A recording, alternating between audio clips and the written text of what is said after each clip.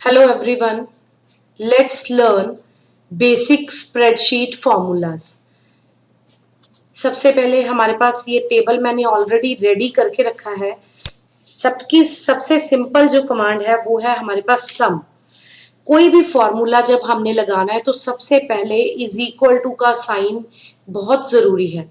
Is equal to का sign press करने के बाद हम लोग यहाँ पे लिखेंगे सम का जो बेसिक फॉर्मूला है, देन ब्रैकेट स्टार्ट. उसके बाद हमें रेंज देनी पड़ती है. रेंज कैसे? ये डी कॉलम है. डी कॉलम में ये जैसे फोर्थ रो पे इंग्लिश के मार्क्स हैं तो हम लोग यहाँ पे लिखेंगे D4. D4 लिखने के बाद हमें यहाँ पे कॉलन डालने हैं. कॉलन डालने के बाद हमारे पास है कहाँ तक इस रेंज को लेके जाना है. हमने इस साइंस तक लेके जाना है. हमारे पास 3 सब्जेक्ट है, इंग्लिश है, मैथ है और साइंस है. 3 सब्जेक्ट है तो साइंस के मार्क्स कहाँ पे है? F4 पे. तो हम यहाँ पे लिखेंगे F4, फिर ब्रैकेट क्लोज. अब हम लोग जैसे ही एंटर प्रेस करेंगे तो इन तीनों का जो टोटल है, इस रेंज का जो टोटल था वो हमारे पास आ गया. आप इस फॉर्मूला बार में फॉर्मूला को चेक कर सकते हैं.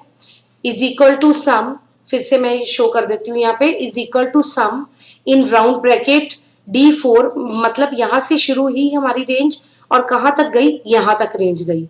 एक तो ये तरीका है इसको सम करने का. सेकंड वे कौन सा है? Very simple, is equal to डालिए, देन आप उसके साथ रेंज जो है वो खुद ही डाल सकते हैं. D5 हमने डाला, D5 प्लस का साइन डाला. D5 के बाद हमारे पास कौन सी वैल्यू है? E5. फिर एक वैल्यू और है हमारे पास F5. सो सारी वैल्यू ऐसे ही हमने डाल दी. तो ऐसे भी हम लोग जो है प्लस का कर सकते हैं. जैसे ही एंटर किया, अब देखिए अब इसके भी आंसर आ गया. इसका आंसर आ गया. अब नेक्स्ट देखते हैं और कौन सा वे है. इस रेंज को सिलेक्ट कीजिए. सबसे पहले यहाँ पे आंसर हमें चाहिए तो रेंज हमारी ये वाली है. उसके बाद होम टैब पे एडिटिंग ग्रुप से ऑटो सम नाम की ऑप्शन पे हम जैसे ही क्लिक करेंगे तो इसका आंसर अपने आप ही यहाँ पे आ जाएगा और आंसर वही है, सेम. इसी तरीके से जैसे हमने यहाँ पे प्लस किया तो प्लस के लिए हमने सिंपल प्लस साइन डालने. ऐसे ही मल्टीप्लीकेशन कर सकते हैं, सब्ट्रैक्शन कर सकते हैं. जैसे यहाँ पे हम लोग करते हैं सब्ट्रैक्शन, ठीक है, मल्टीप्लाई एंड डिवीजन. वैल्यू हम यहाँ पे नोट कर लेते हैं. वैल्यू है हमारे पास 67 और 5. अब सब्ट्रैक्शन करना है. सपोज हमें आंसर यहाँ पे चाहिए तो हम यहाँ पे इज इक्वल टू प्रेस करेंगे. इज इक्वल टू प्रेस करने के बाद हमारे पास वैल्यू कौन सी है? सबसे पहले है 67. फिर माइनस का साइन डालेंगे.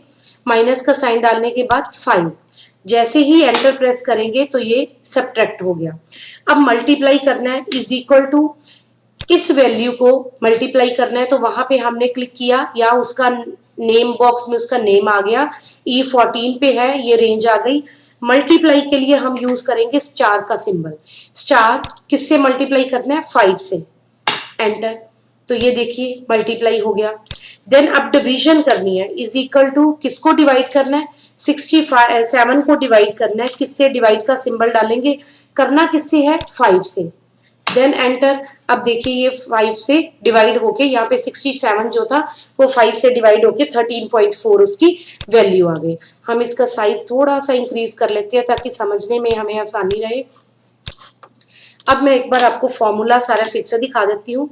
ये था हमारा सब्ट्रैक्शन का formula, E14 minus F14. Clear? Enter. Next formula था हमारा मल्टीप्लीकेशन, E14, ये स्टार का सिंबल मल्टीप्लाई के लिए, F14 मल्टीप्लाई हो गया. देन हमारे पास है ये डिवाइड का, E14 डिवाइडेड बाय F14. तो ये हमारे पास हो गया डिवाइड. अब होप कि आप सबको ये क्लियर हो गया कि एडिशन, सब्ट्रैक्शन और मल्टीप्लीकेशन कैसे करते हैं. क्लियर? तो ये सब तीनों फॉर्मूले क्लियर हो गए. उसके बाद हमारे पास और कुछ बेसिक फॉर्मूला है. सबसे पहले कि हमने जैसे ये फॉर्मूला 1 पे अप्लाई किया, 1 पे फॉर्मूला अप्लाई करने के बाद अगर हम लोग बिना टाइम वेस्ट किए इन सारे ब्लैंक कॉलम्स में ये वैल्यू को फिल करना चाहते हैं तो हम लोग क्या करेंगे? राइट कॉर्नर पे हमारे पास ये जो प्लस का साइन आ रहा है, तो हम माउस का अपना बटन प्रेस करके इसको नीचे की तरफ ड्रैग करेंगे, लास्ट रो की तरफ लेके जाएंगे और माउस को छोड़ देंगे। जैसे ही हमने माउस को छोड़ा हमारे पास ये सारा टोटल होके आ गया। अब हमारे पास है मिनिमम वैल्यू लेनी है। मिनिमम वैल्यू लेनी हमने इंग्लिश के मार्क्स की।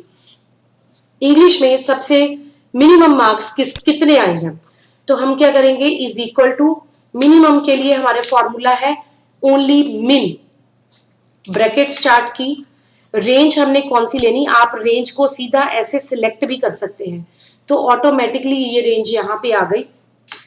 ब्रैकेट क्लोज करें और एंटर करें, तो ये था हमारे पास मिन।